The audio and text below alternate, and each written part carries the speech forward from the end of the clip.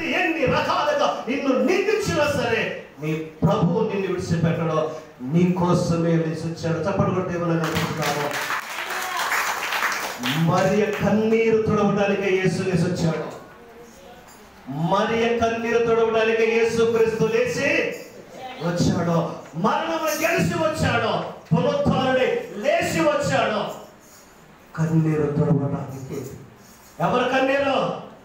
ఈరోజు అలాంటి కన్నీరు నీలో ఉంటే నీ కన్నీరు కూడా యేసయ్య తుడుసును గాక. మరియకున్న బాధ తొలగినట్లు నీ బాధలని తొలగిపోను కాక. నీ సమస్యలని తొలగిపోను కాక. నీ శత్రువులు నీకు మిత్రులుగా మారును కాక. నీ శత్రువులు నిన్ను చూసి 7 మార్గములో పారిపోను కాక. మరియ కన్నీరు కారుస్తూ వెతుకుతూ ఉంది. ఎవరిని?